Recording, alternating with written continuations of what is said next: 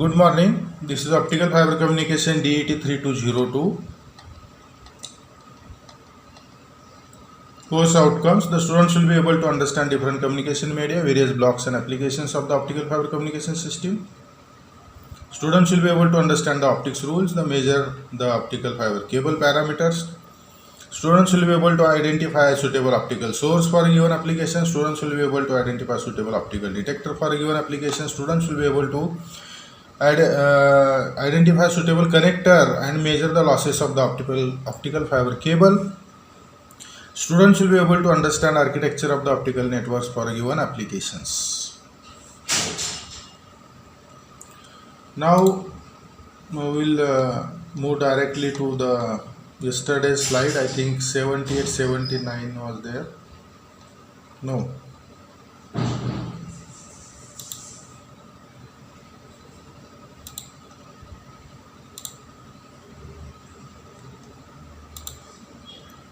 We will revise the absorption very quickly. So material absorption losses, as we know, there are intrinsic and extrinsic losses. Intrinsic losses are due to the glass material component itself, and extrinsic are due to the additional impurities in the glass material. Glass material, while making the glass, some impurities remains into the material, and that impurities are extrinsic, and the loss caused by those impurities are extrinsic losses, intrinsic and extrinsic. In case of intrinsic losses, pure silica glass has little intrinsic absorption near infrared region because of the material structure. Okay, so let me join this person who is arrived just now. खूप वेळ झाला आपलं lecture चालू होऊन. So it is near the infrared, and intrinsic absorption mechanism at optical wavelengths leave a low intrinsic absorption window, 0.8 to 1.7 wavelength range. So in this wavelength range, absorption is offered very less. Okay, that's why this wavelength is chosen as communication window, isn't it? Optical communication window, 0.8 micrometer to 1.7 micrometer. And this is visible from this graph. Photon energy in electron volt and wavelength in micrometer on x-axis, and absorption dB per kilometer on y-axis. So from 0.8 to 1.7 absorption is very less, okay, of the order of 1 or 2 dB or less than that, isn't it? So this is optical communication window, and here we can see infrared absorption is there, ultraviolet absorption is there, and Rayleigh scattering is also there. And this attenuation spectra has the intrinsic loss mechanism of germanium oxide, silicon oxide glass. Okay. So in ultraviolet case, ultraviolet absorption case, the ultraviolet wavelength is actually it is very shorter wavelength, and that's why its photon energy is very high. So if you observe here, these longer wavelengths, this side is infrared, and this is shorter wavelength, this side is ultraviolet. And ultraviolet obviously is having very large photon energy. Here it is 2, 1.8, here maybe 2.1, 2. etc. On other side, infrared is having very less electron volt, 1 electron volt, 0.8 electron volt, 0.6 and 0.4, 0.5, like that. So photon energy is higher in the ultraviolet, and that's why this photon energy can be matching the band gap energy, and therefore the band gap energy, that absorption will take place in case of ultraviolet.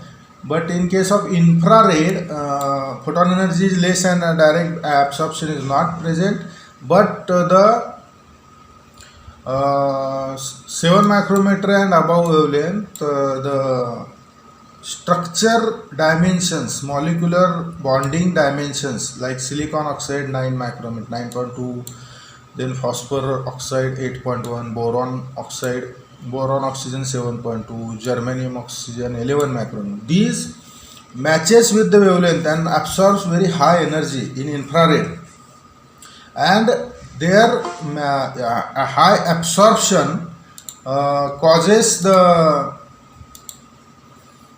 this overtones to come. Okay, and these overtones which are appearing will have very high absorption. Okay, so though these are far infrared, some effect is also coming into the window which we have chosen as a communication window, and that is 0.8 micrometer to 1.7 micrometer. So this in infrared and ultraviolet absorption processes can be minimized by suitable choice of both core cladding composition. Okay, and non-oxide glasses such as fluoride, chloride glasses can be used so that these bond lengths oxygen, photon, boron oxygen, silicon oxygen, germanium, these bond lengths can be avoided. In the fluoride glasses, the bond lengths are 50 micrometer and it goes far away from the 1.8 to 0.8 to 1.7. Okay, so in this way it can be it can be avoided with the fluoride glasses. Okay, तसं काय आपले student काय कधी येत असतात. ठीक आहे. Intrinsic absorption, the transition metal is also there in the intrinsic, and hydroxyl group is also there, and in transition metals 10 raised to 9 purity is giving this much attenuation dB per kilometer. For example, chromium, then C is there, then ferrous, ferric, etc. are there. So Cr3 plus it at this particular wavelength it is giving very high band absorption, but alongside on both the sides it goes on decreasing. And C2 plus is also giving the at this particular peak wavelength 0.1 dB. Cu2 plus is 850, maximum 1.1. Fe2 plus and Fe3 plus 1100, 400 nanometer. And these are falling, if you observe these are falling very close to or in the range of the communication window, and this is having 1 dB or 2 dB very high loss. Okay, and these are also having loss. So these extrinsic transition metals are reduced by very high purity. Now, 1 part in 10 raised to 10, that is 10 to the power of 10. Then it can reduce less than 1 dB loss. One more extrinsic is hydroxyl, OH, and its vibration occurs, molecular vibration at 2.7 to 4.2 micrometer depending on the group position in the glass network. So in the glass network of the atoms, wherever it is positioned, depending on that 2.7 or 4.2, anywhere the absorption occurs. This absorption is away from our 0.8 to 1.7 micrometer, but their overtones are coming within this window, and these are the overtones. 1.38 which is within this window, 0.95 which is within this window, 0.72 is in this window, and these are the overtones and not the actual wavelength. These losses, actual losses are very high than these overtones, but these overtones are also quite high, therefore they are becoming problem in the windows, communication window. and these overtones are shown for support 0.95, 1.38, and this 1.3, 0.72. So this is 0.72, 0.95, 1.3. Along with that, these two are also there. Okay. So this overtone, this first overtone is as high as 10 raised to 3. That is maybe 4,000, 5,000 dB per kilometer. So it is very, very high. And that's why the hydroxyl is purified. So 1 micrometer overtone is 0.95 wavelength for 1 micrometer. It gives 1 dB per kilometer, and longer wavelengths 1.38 sideband is 1.24 micrometer, and strong absorption given as 2 dB per kilometer and 4 dB per kilometer parts per million actually, so of hydroxyl ppm. So around 1.31, 1.55 micrometer, which are essentially unaffected by the OH absorption, part in the 10 raised to 7.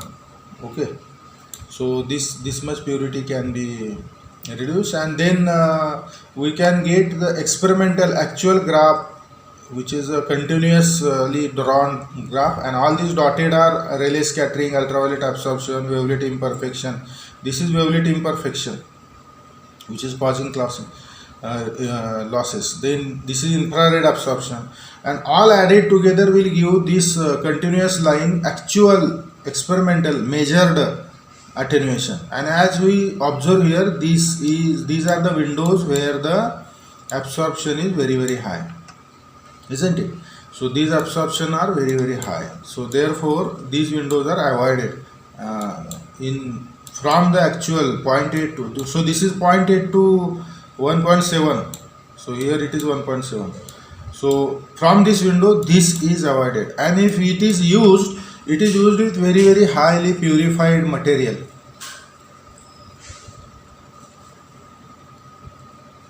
Okay.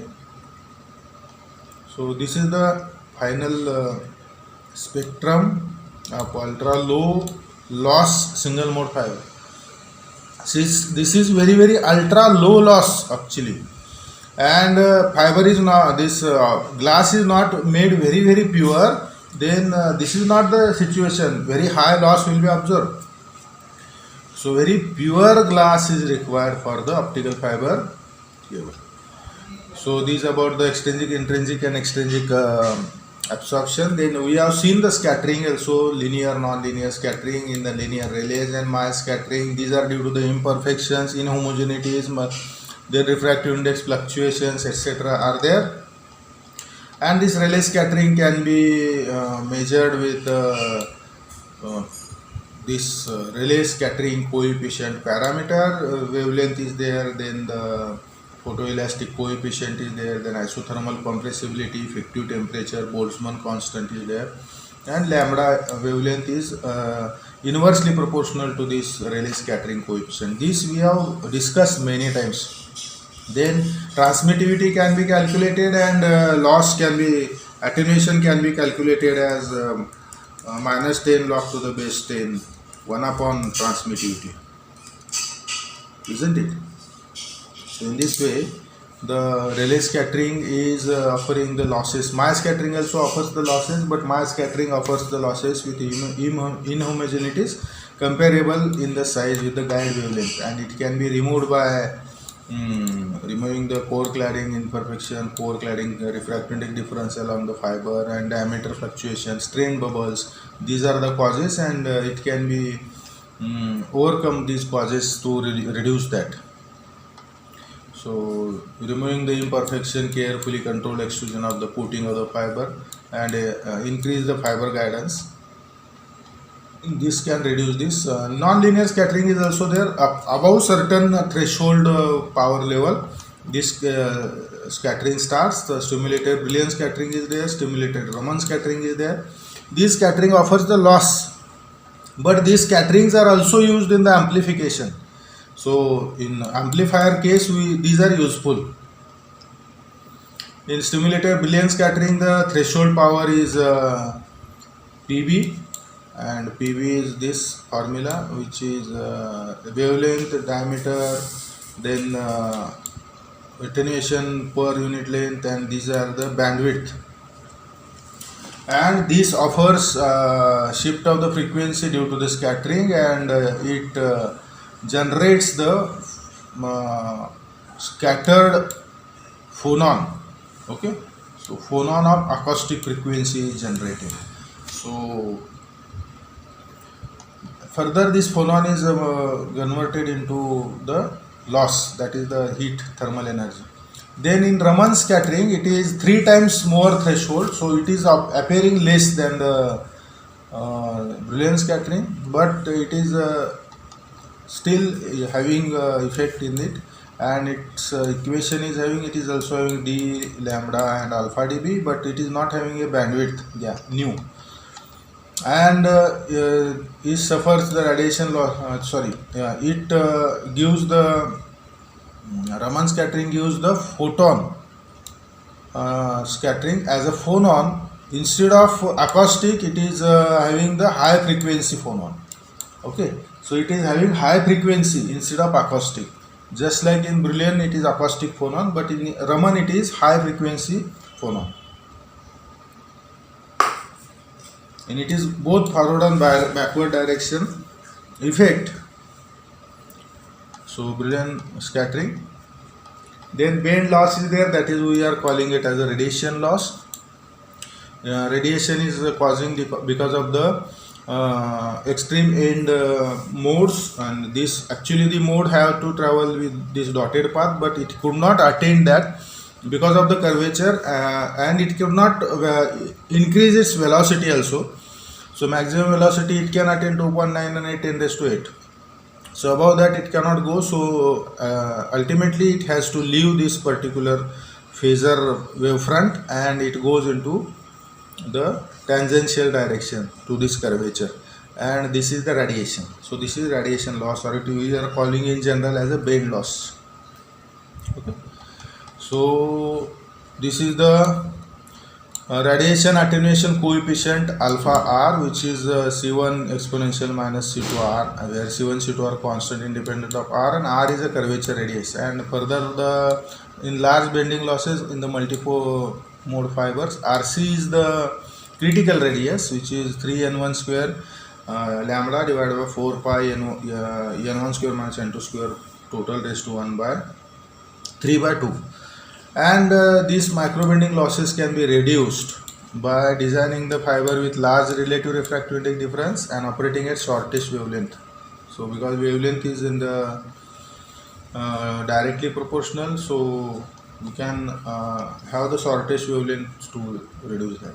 Then dispersion also we have seen, dispersion problem we have solved, and this dispersion is the delay in the photons traveling. And if we are sending some digital symbols, 1 0 0 is absence of the photon, again 1 some amplitude of the photons, number of photons, say 100 photon 100 photon 100 photon for this much time duration. So this is the time on this axis. Then these photons will travel with various velocity, and some photons arrive late, and this is due to the dispersion, and that's why the pulse broadens. And as the distance go on increasing, this pulse broadening go on increasing. Okay, so here the input is shown, and fiber output at L1 distance and fiber output at L2 distance, which is more than L1. So for more distance, the broadened pulse will mix together, and we cannot have the zero level, we cannot distinguish the pulse become indistinguishable, and composite pattern will be generated, and this is called inter-symbol interference. Two symbols are mixing together, interference is created. So these are the problem with the dispersion mechanism, and puts the limit, this dispersion puts the limit on number of bits per second, and that is nothing but the data rate or internet speed we can call in general. And this creates the error rate, signal to noise ratio. Subsequently this will have more pronounced ISI, so signal dispersion limits the maximum possible bandwidth. Okay, and this dispersion, to avoid the effect of the dispersion, we have to have the pulse duration 2 tau. Okay, in optical fiber case. And again, this is depending on which type of the coding you are using, return to zero, non-return to zero. So BT is a optical bandwidth which is less than or equal to 1 upon 2 tau. Okay. And BT max, if the pulses are considered Gaussian, in that case it can be approximated as 0.2 upon sigma, where sigma is the, we can call it as RMS pulse width. Okay.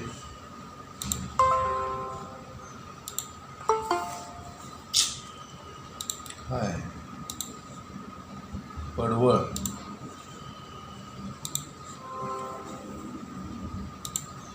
So this 0.2 can be used as a 0.25. This 0.2 may be taken as 0.25, and sigma is the impulse response for the channel. And these are the two types of the codings. We can have non-return to zero and return to zero, and accordingly non-return to zero, two symbols are fit into one wavelength, or two symbols make one wavelength. And in case of return to zero, one symbol is fitted into one wavelength. So symbol rate is one symbol per wavelength per period.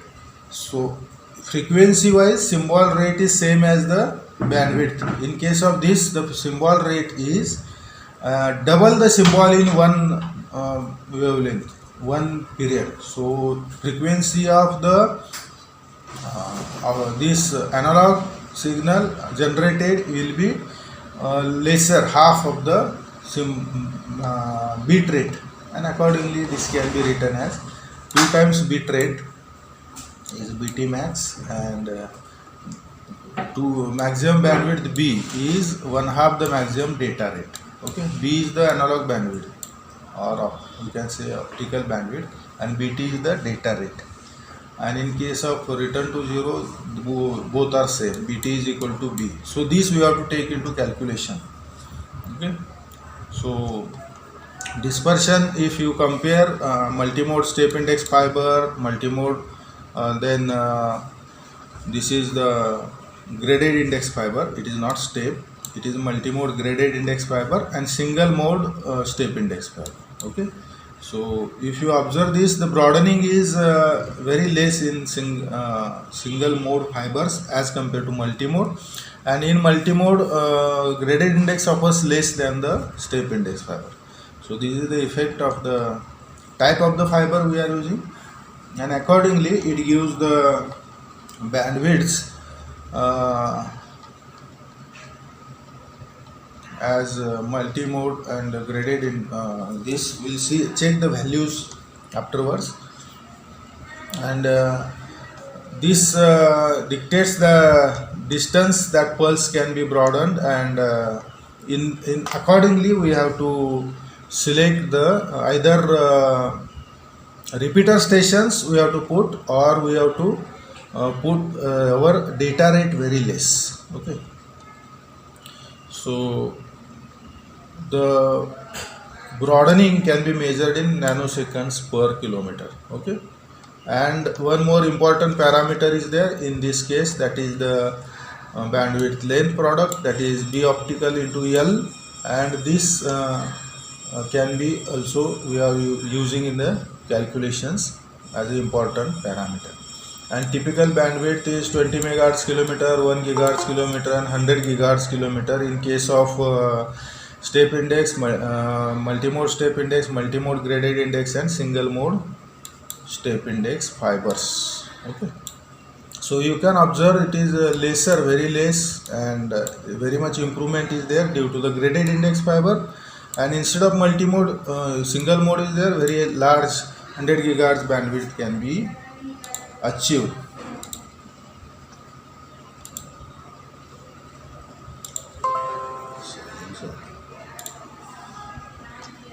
So again, this can be reduced by material these are due to the material dispersion, waveguide dispersion, intermodal dispersion, profile dispersion.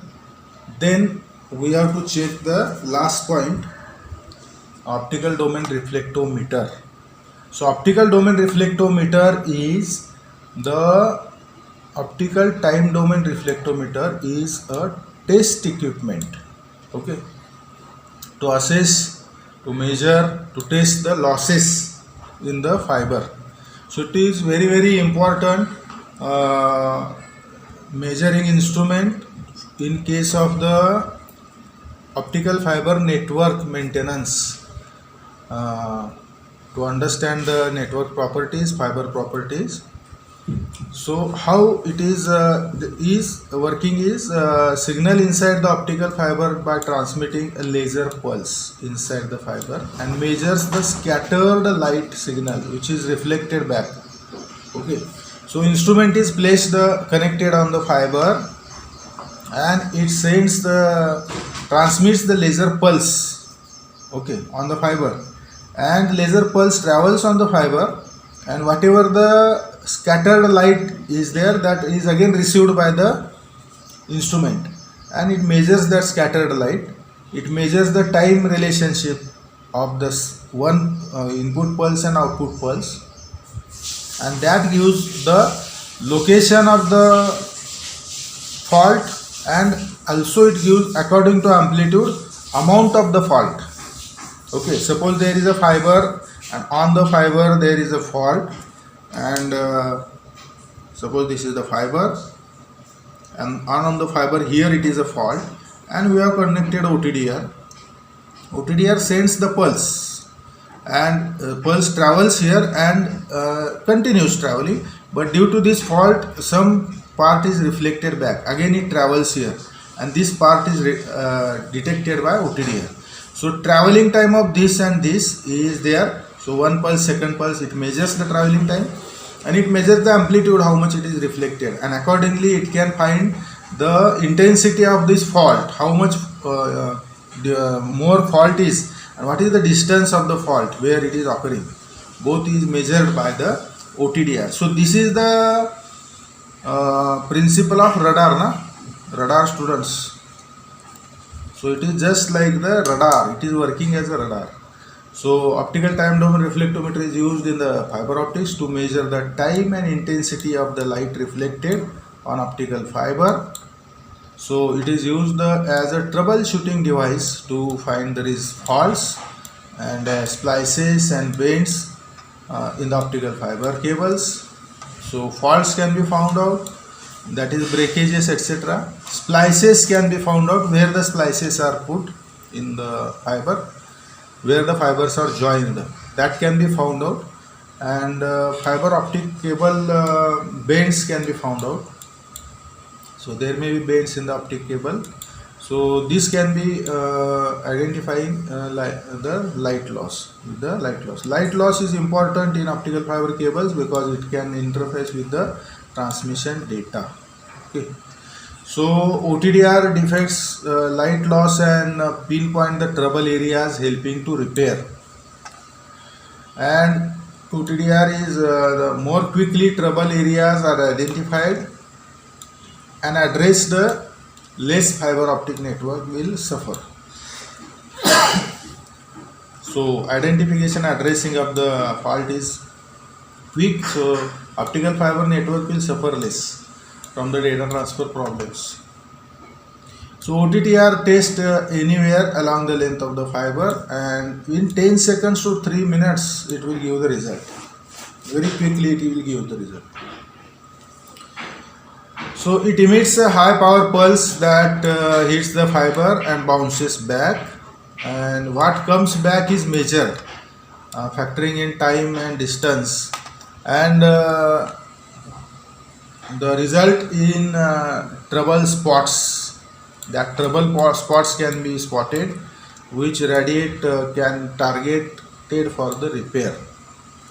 Some OTDR systems are equipped with PC linking, computer linking may be their capabilities, and that record the data during the testing and download the computer for analysis and storage. So this is the block diagram for optical time domain reflectometer. So block diagram of optical time domain OTDR reflectometer. So there is a pulse generator, time reference. At that time the laser emits the pulse. Exactly at this pulse generator time reference, laser generates the pulse. Laser output is given to the optical coupler. Optical coupler couples to the port, and this port gives this pulse to the fiber, and this pulse propagates on the fiber on this side. And wherever there is a fault, the return optical energy is there on this fiber, and this light returning reflected signal. This is the transmitted pulse, this is the reflected signal. That reflected signal is coming to the port, and as port is bidirectional, it can take this light and give to the optical coupler. Coupler is bidirectional, and then this coupler couples this return light to detector and not to the laser. So we know the coupler can have the splitting effect, isn't it? So laser is there, and that is shared with this terminal, and combining effect. So this can combine with this. So there may be 4 terminals. Okay, 1, 2, 3, 4, or this may be common fiber.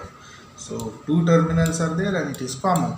And this is coming signal is sent over this fiber, and the returning signal is diverted to the detector. So returning signal is diverted to the detector. Detector detects the signal and gives to the processor. So this processor is generating the pulse. Okay, processor knows the time of generation of the pulse, and processor identified the detector signal time. So time difference processor calculate. Amplitude also detector gives, that is known to the processor. Processor processes all the calculation, the type of the loss, the distance of the loss, then the intensity of the loss, all calculations are there, and that is displayed on this display. So this is the block diagram of the OTDR, optical time domain reflectometer. Optical time domain reflectometer, OTDR. So this is the time block diagram of the OTDR. So OTDR is useful for identifying which fault is there, identifying at what distance the fault is there, identifying what intensity fault is there. Okay, so it is very useful on the field in the testing on maintaining the optical links, optical networks. The main blocks of the reflectometer are generator and testing impulse and detection system of backscattered light. Remaining the blocks provide a suitable timing of the signal and interpretation of measured data, that is display and processor. The light pulse is launched into the fiber in forward direction from an injection laser using either a bidirectional coupler or a beam splitter. Beam splitter or a coupler makes possible to couple the optical power impulse into tested fiber or fiber under testing, and simultaneously to deviate the backscattered power to the optical receiver, that is detector. So it does it, coupling the power to the fiber and return power coupled to the detector. Then backscattered light is detected using avalanche photodiode, okay, APD, and the output of the photodiode receiver drives an integrator and amplifier. The integrator and amplifier improve the received signal, whatever the detected signal is amplified to the noise ratio by giving an arithmetic receiver over a number of measurements taken at one point within the fiber, and helps the plotting different points on the display. So on the fiber there may be number of faults at this different distance, and they have to distinguish. So all the return pulses are carefully amplified and measured for plotting the different points on the display. All the points are plotted on the display. Also the processor is used to calculate the time reference and intensity based testing and results for fault finding. The processor is used, and analysis, signal analysis done by processor. So this is the typical representation of trace of optical time domain reflectometer OTDR. Okay, so on the display there is a distance along the fiber and optical power level on the x-axis. So this is back scattering, then connector reflections, then split loss is there, which indicates the shift in the signal, sudden step in the signal. Then because it is if there is a splitter, it will share the power, isn't it? So whenever the signal crosses, the forward going pulse or reverse coming pulse crosses the splitter, the amount of the power is shifted to lower value. And then there is a fiber end reflection. Okay, so various pulses are meaning of the pulses and meaning of the waveform is there. So reflected light is traced on the display screen for the reflectometer. Then this represents the trace of figure represents the trace of reflected power on the screen of the OTDR.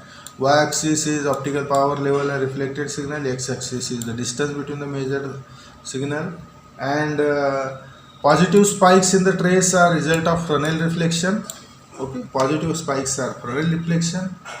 At the joint of fiber links are imperfection of the fiber. Whenever there is imperfection of the fiber or joint are there, there is a Fresnel reflection, and positive peak is arriving, it is a Fresnel reflection. Shifts in the curve, sudden shift is there in the curve. This is due to losses that occur due to the fiber joints. Then deteriorated tail is there in the curve. It is outcome of Rayleigh scattering. Okay, Rayleigh scattering is a result of fluctuations in the refractive index of the fiber, and it is a major region, and attenuation signal inside the fiber. Okay, so if there is deteriorated tail is there for the pulse, then it is the outcome of the Rayleigh scattering. In this way, the processor identifies what are the problems and at what distance and at what amount it is. So it can be useful for maintenance OTDR, optical time domain reflectometer. Okay, optical time domain reflectometer, which identifies the various effects, okay, and their distance along the fiber and their amplitudes. Okay, if the positive pulses are there, if the tails are deteriorated, if the sudden shift in the power is there, so what are the consequences due to which it is appearing? Positive pulses, Fresnel reflection, deteriorate in the tail is due to the Rayleigh scattering, and sudden shift is there, then it will be losses occur due to the fiber joints shift in the curve. Then power budgets and the loss budget of the optical fiber link. So this is the last point from the 5th chapter. Power budgets and loss budgets of the optical fiber link. The terms power budget and the loss budget are often confused. The power budget refers to amount of fiber optic cable plant losses that data link transmitter to receiver tolerates to operate properly. Okay, that means whatever the total losses are tolerated and accurate transmission taken place. So at what power this continues, that is the power budget. That means this much power we can use to have the error free transmission. If you go below this due to losses, the errors will be generated. So this is power budget. Okay, so power budget refers to amount of fiber optic cable plant loss in testing that data link transmitter to receiver tolerates to operate properly. So this is the power budget. Okay, the power budget has a both minimum and maximum value, which means it needs at least minimum value and maximum value, this at least minimum value of loss, so that it does not overload the receiver and the maximum value of loss to ensure the receiver has sufficient signal to operate properly. Okay, so if we are sending some power but loss is very less, okay, so very large power will be arriving at the receiver from the transmitter, so this will overload the receiver. Okay,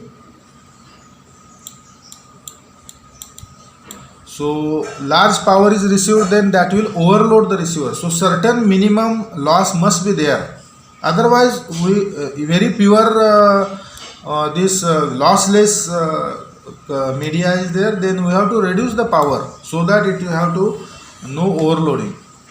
But loss is also different at different conditions, so if we reduce the power, that may introduce the errors in other situations, so therefore we have to have minimum maximum values of the loss so that it will not overload the receiver. At the same time, maximum value loss to ensure the receiver has sufficient signal to operate properly. Sufficient signal also must be there for the receiver. So loss budget is the amount of loss that cable plant should have if it is installed properly. Okay, so power budget is there, that is the error free communication should be there, and it is also having the loss calculation, minimum maximum loss, and similarly the loss budget is there, amount of loss that cable plant should have if it is installed properly. Okay, so this is the loss budget, and it is calculated by adding estimated average losses of all components used in the cable plant, getting estimated total end-to-end loss. That means optical source is there, isn't it?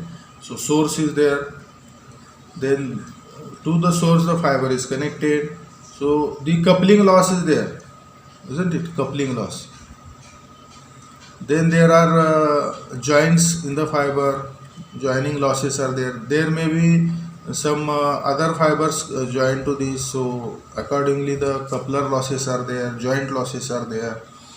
Then there will be faults, and then there will be bending of the fiber, and these losses are there, bend losses, radiation losses. Then there is a scatters, linear and non-linear scattering are there. Okay, so all this is calculated, each and every component is calculated, and then there is a receiver or detector we can say, and this is also having the coupling loss. So this total link loss is calculated by measuring all the component losses, because we are having the design of the link, and according to design how many joints are there, how many couplers are there, and at what efficiency they are having, the coupling efficiency at the detector, coupling efficiency at the source, all these are known. So with that data we can estimate total end-to-end loss. So it can be estimated total end-to-end loss. So this is the loss budget. To have it supports the power budget. Okay, to have the total loss, if we are knowing, so that we can decide the minimum value of the power to be launched and maximum value of the power to be launched. So we can decide the power budget with the help of loss budget. Okay, so this is the loss budget. So power budgets and loss budgets, if you are continue, the loss budget has two uses. During design of the link, design stage, it is used to ensure the cabling being designed which will work with links intended to use over it. Okay, so cabling designing can be done during the design. So we can select the cables, we can select the different parameters, and this is during the design. And whenever the installation is there, and after installation we are knowing the total loss, we are having the total loss budget, we are operating it. Then after installation, this loss budget for cabling is compared to the actual loss in the testing. So test results to ensure the cable plant installed properly. So in case of testing, whatever the design loss is there, that is compared by testing. So it is having the use. Once we know the loss budget, then we can use it in the design, and which also we can use it in the testing. Some standard refers to loss budget as attenuation allowance. So it is also called as attenuation allowance. Loss budget is also called as attenuation allowance. Okay. But there should be very limited use of the term. Okay. So mostly it is called loss budget, and attenuation allowance is sometimes it is also called. So obviously the power budget and loss budget are related, isn't it? The data link will only operate if cable plant loss is within the power budget of the link. Maximum minimum power is found, and if it is within that link budget, then that data link will operate. Okay. If the loss goes below the power power budget, then it will load the receiver, and if the loss goes above the maximum power budget, then that will introduce the errors, then link will not work as per the data. So data link only operates if the cable plant loss is within the power budget of the link. Okay. So this completes the 5th chapter, and for the optical fiber communication DET 3202, the reference which we are using is Optical Fiber Communication Principles and Practice, John M. Senior, assisted by M. Yusuf, Gemro, Pentisol, 3rd edition, 2009. So in this book all 100% syllabus can be obtained. So I am referring this. I will prepare the notes to, accordingly, referring this book, and I will supply it to you. And as the notes are readily available with you, I am also not having the bothering of keeping any difficulty level of the questions, so that freely the questions can be set. Otherwise there is a difficulty of setting the question, and generally then questions will be set easier. So I am providing the notes to you, and you will also have the better reading. Why I am telling you the difficulty level? Because you will not be going with understanding that this type of the question or this pattern of the question will be coming. So you will be readily with preparedness face to the examination. You will be readily prepared, will go for the examination, attend the examination. So that's why I am telling it again and again. Okay. So be ready. Very difficult questions are not there, but some difficulty level is also there. I will not tell you the thank you now, because we are continuing the chapter 6. But always be at home, be healthy, be safe. So let us continue the chapter 6. Okay. So chapter 6 is the optical fiber cable communication, DET 3202, and the 6th chapter is optical network.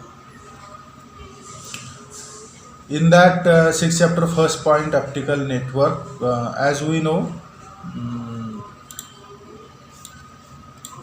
there is a network of the computer communication, or maybe telecommunication access network. Okay. So there may be a network for interconnecting the devices within the small area or metropolitan area, etc. Or there may be the network for connecting very large data center from one location of the world to the other location of the world, or one location of the state to the other location of the state, or one location of the country to the other location of the country. So intercontinental, interstate, inter-country links are there. So very high data rate links are there, which are called as trunk links. So they are carrying very huge data between one station to other station. So these are the trunk links. Then there will be also a small, as compared to the intercontinental links, the small capacity trunk links are there within the states, within the cities, and these trunk links are having some access points, and some access branches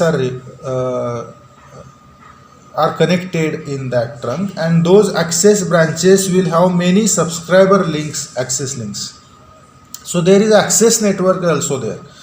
If we are providing the service, internet service or telecommunication service, then that service provider will have access network within the metropolitan city, or within the small area, within the campus, or within the large area, wide area network, etc. This access network provides the access to all the small networks. So access to small LANs or MANs and WANs. So this is access network, or even access to the individual terminal also there. So generally access to the individual terminal is within the networks, LAN and WAN, etc. But access network provides the connections or links to the connectivity to the networks. So it is network of network, isn't it? So many networks are connected to the access network, and access network is connected to the trunk, and trunk is a very huge network, worldwide network it is. Okay. So optical network basically is a communication network used to exchange the information through the optical fiber cable between the end to end. So after the access network, the LANs and all these small networks are connected, and within the small network again, this small network may have the optical fiber links. Okay, so campus wide networks also are having optical fiber links. So those small networks, LAN networks, are also having their server connected with all the clients, and this also having the device to device connectivity. So in this way, the optical network is using the optical communication principle and optical communication facility for all the networks, just like the trunk network, local access network, then there are other submerged synchronous networks, etc. are there. But basically trunk, access network, and the local network, these are the networks for the data communication, and these all can use the optical cabling. As we know, the trunk network is connecting one large area country to the other country. So this can be connected with the satellite. As compared to satellite, this is very cost effective, first thing, and second thing, the lag is there in satellite communication. That lag is not observed here. Lag means the satellite is at very far distance, 36,000 kilometer, and to have the signal travel from earth station to the satellite, and satellite to back to the earth station, other earth station, it requires to travel around 70,000 kilometers, and it creates the lag or delay in between the signal. So that delay is also not present in this optical cable network. So this is as good as we can say online type of the live type of the network. So there is no delay or gap. Very small delay is there. Of course, the thousands of kilometers it has to travel, tens of thousands of kilometers, but small delay, this is not noticeable also. So optical fiber network is basically a communication network and used for exchange of the information through an optical fiber cable between one and end to the other end. Okay. So it is one of the fastest networks used for data communication. The data signal through an optical fiber is transmitted in the form of light pulses. So optical networks are used in order to have optical signal transmission. Simple. Okay. So optical network is a communication network and it is used for exchange of the information in the optical cable between one end to other end. Okay. So it is one of the fastest network. So satellite is introducing delay. It is not introducing delay. It is introducing very small delay. So it is one of the fastest network used for the data communication. The data signal through the optical cable transmitted in form of light pulses. So optical energy is used for the data transfer. And optical networks are used in order to have optical signal transmission. So as the light pulses are used for data transmission, the optical signal is used in the optical network for the signal transmission. So these are the basic information, basic things about the optical network. Then the need for optical network when there is availability of other communicating network is, why it is needed? There are already many communication networks are there. So Ethernet, thin wire, thick wire Ethernets are there, then satellite communication is there, then micro links are there, then open wire twisted cable communication links are there, then coaxial cable communication links are there, isn't it? Many types of the links are there. In small network, in wide network, in very large network. Okay. So all these communication types of the communication networks are there already existing. So what is the need of optical network? Okay. So that is the question. The need of optical network when there is availability of other communication network is due to its advantage of ease of transmitting signal in form of light pulses. The ease of transmission is there in the form of light pulses. This is the advantage of the optical network. And due to that, it is needed. Its need is because the optical network, there is ease of transmitting signal in the form of light pulses. Okay. So advantages of the optical network are, an optical transmission system supports high bandwidth. Bandwidth is high. Then the optical transmitted signal can be transmitted to longer distances. Okay. For very long distances they can be transmitted. This networking system is more flexible and cost effective than other transmitting systems. So these are the advantages, and today is the internet era based on optical fiber cables. So optical communication transmission system supports very high bandwidth, which is the very first advantage of the optical communication system. Enormous bandwidth is there, isn't it? Enormous bandwidth, 10 raised to 14, 20 raised to 15, isn't it? Hertz.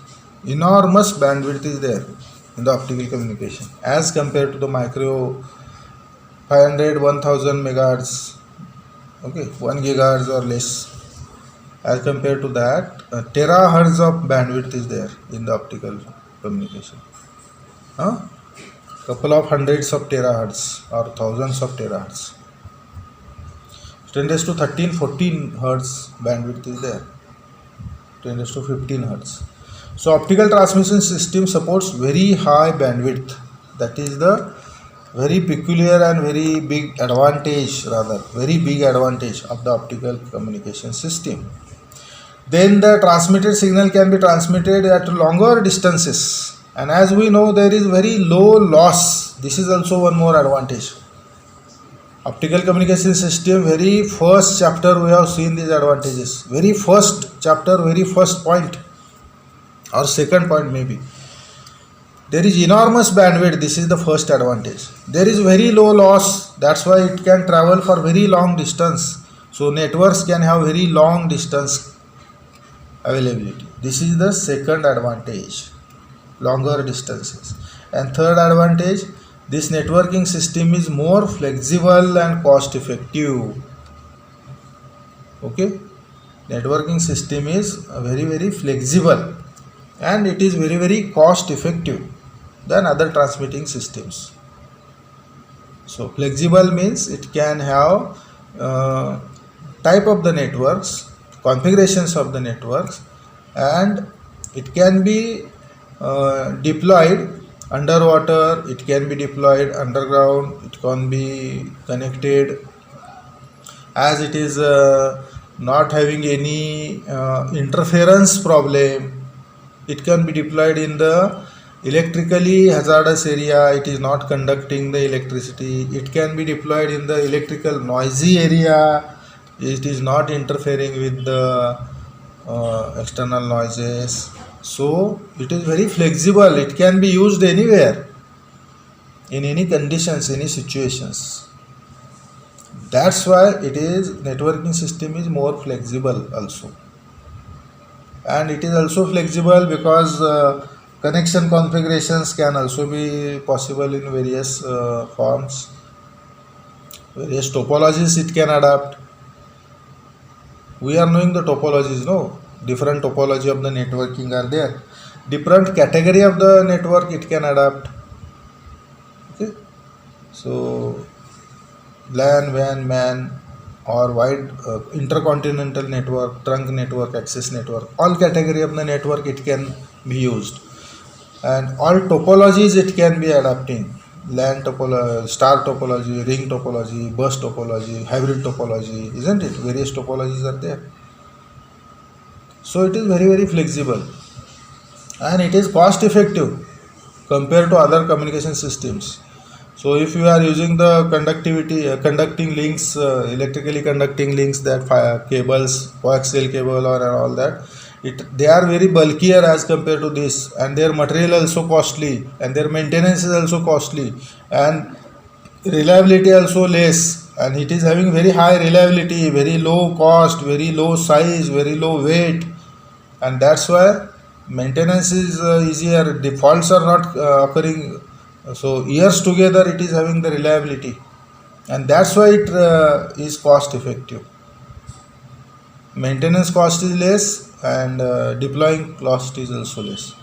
So these are the advantages optical networks have. That is optical network transmission system supports high bandwidth.